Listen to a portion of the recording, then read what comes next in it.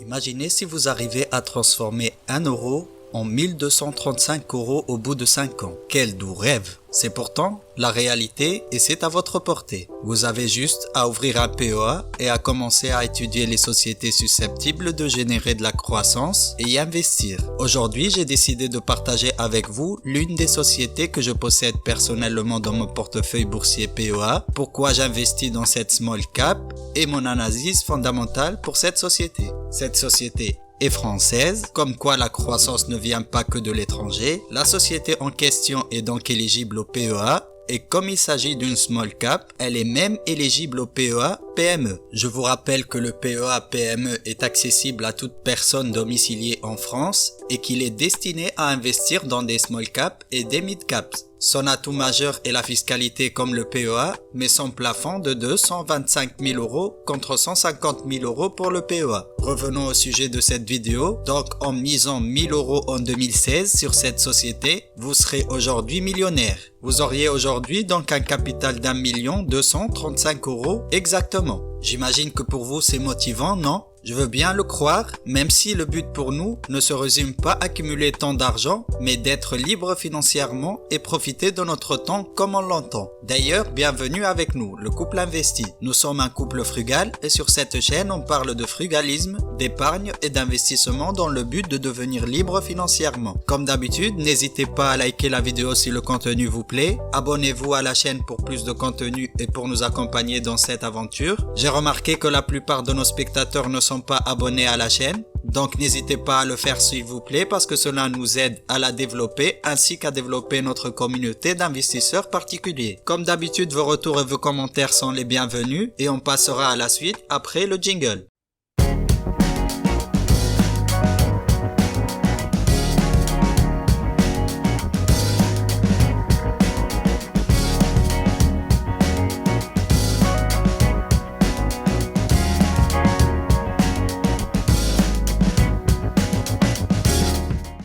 Passons tout de suite et sans attendre à la présentation de la société. Il s'agit de Katana Group. Katana Group est une société spécialisée dans la conception et la construction et la commercialisation des navires de plaisance haut de gamme. Le groupe exploite également la concession d'un port situé dans le département du Var, Port Pain-Rolland. L'activité du groupe se résume à la vente des bateaux à 95% des catamarans de luxe tels que la marque Katana, Bali et Cat Space et les prestations de services à hauteur de 5% dans la réalisation des travaux sur les bateaux, la location des places de port et gardiennage et la location de bateaux. À signaler que 76,7% du chiffre d'affaires du groupe est réalisé à l'international. Le groupe est fort d'un savoir-faire et d'une bonne réputation essentielle à son activité, surtout la vente des catamarans de luxe que le groupe ne manque pas de signaler sur son site web. La société opère ainsi dans le secteur de la consommation cyclique. Si vous ne savez pas ce que c'est théoriquement les valeurs cycliques, ce sont des actions dont la performance suit celle de l'économie. Les cours grimpent quand l'économie est en croissance. À l'inverse, lors de périodes de récession, elles réalisent moins de bénéfices et leur cours chute en conséquence. Par contre, comme elle a aussi un côté produit de luxe, je considère qu'elle possède un côté défensif. C'est parce que pour moi, quel que soit l'état de l'économie, il y aura toujours des riches pour continuer à acheter des catamarans ou d'autres produits de luxe. Tel est le cas pour Hermès, LVMH, etc.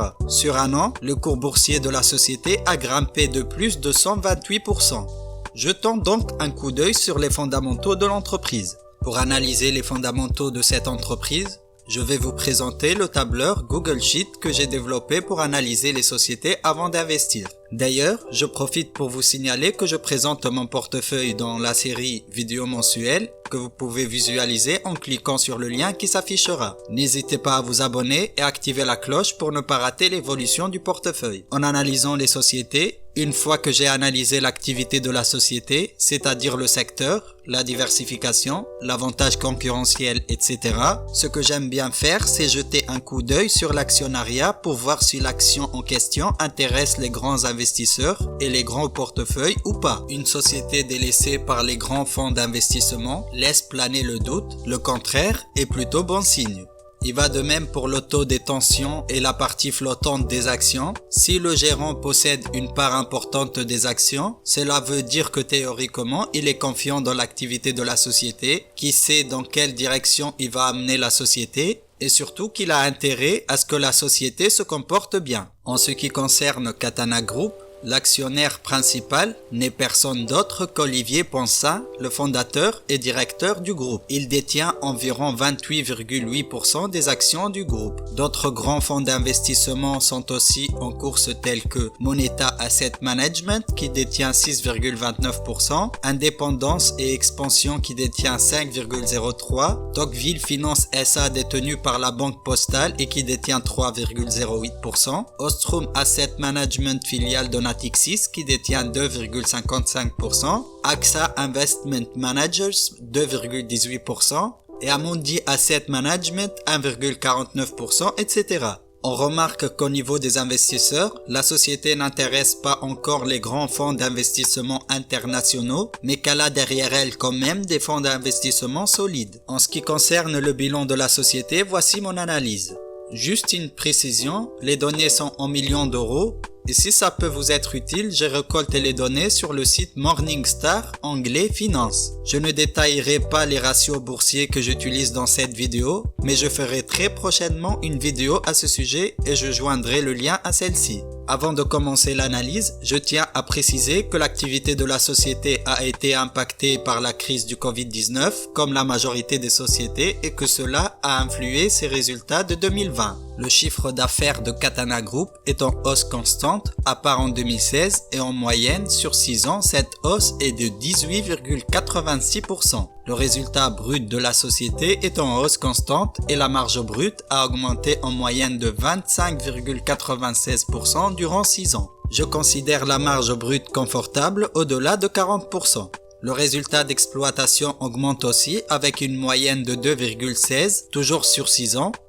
Même si je considère qu'une marge d'exploitation confortable se situe à plus de 20%, on peut prendre en considération que la small cap pour se développer fait face à des charges d'exploitation importantes. Pareil pour le résultat net positif depuis 2017, il ne faut pas oublier qu'il s'agit d'une entreprise qui opère dans le secteur de la consommation cyclique et donc sa performance dépend du cycle économique. En analysant la profitabilité de la société, on remarque que le bénéfice net par action de la société est positif et suit logiquement le résultat net. La rentabilité des actifs de la société est correcte. Je considère que la société est profitable à partir d'un ROA ou Return on Assets supérieur à 5. La rentabilité des capitaux propres est correcte aussi et je considère que la société est profitable à partir d'un ROE supérieur à 15. ROE, c'est le Return on Equity. En ce qui concerne la santé financière de la société, le Current Ratio qui fait la comparaison entre les actifs à court terme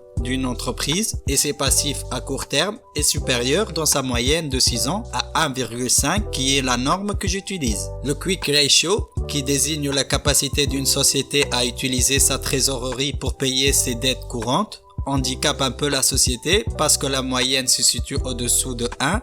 Mais on remarque que la dernière année, il est passé à 1,47. Le levier financier qui indique la capacité des capitaux propres à couvrir la totalité de la dette de la société et qui ne doit pas dépasser selon mes critères le 5 est correct et se situe autour de 2,53 en moyenne sur 6 ans. En revanche, comme la société est axée sur la croissance, les fans des dividendes vont être déçus parce que la société ne verse pas de dividendes. À titre personnel, ça me dérange pas parce que le montant non distribué sera de toute façon investi et générera de la croissance qui se reflète dans le cours boursier de l'action. Résumons, je tiens à vous rappeler que les performances passées ne préjugent pas du futur. Donc, il ne faut pas miser sa chemise sur la société et que je ne vous fais en aucun cas une recommandation d'achat. Sinon, Katana Group construit et vend des bateaux à voile et bateaux de plaisance. Elle offre également des services comme l'entretien de bateaux, voiles et moteurs, location de garage et services de sécurité du port. La société est profitable et possède une situation financière correcte, mais pas d'avantage concurrentiel majeur actuellement. L'autre bémol est que la société me semble surévaluée actuellement. En même temps, vu l'état actuel du marché, un investisseur value comme moi grince des dents. Amis investisseurs, j'espère que le contenu vous a plu et que cela surtout vous a été utile. Si c'est le cas, lâchez un pouce bleu pour encourager. N'hésitez pas à visionner nos autres vidéos. N'hésitez pas à vous abonner pour nous soutenir et pour suivre notre contenu. C'était le couple investi et sur cette chaîne on parle de frugalisme, épargne et investissement dans le but de devenir libre financièrement. À bientôt!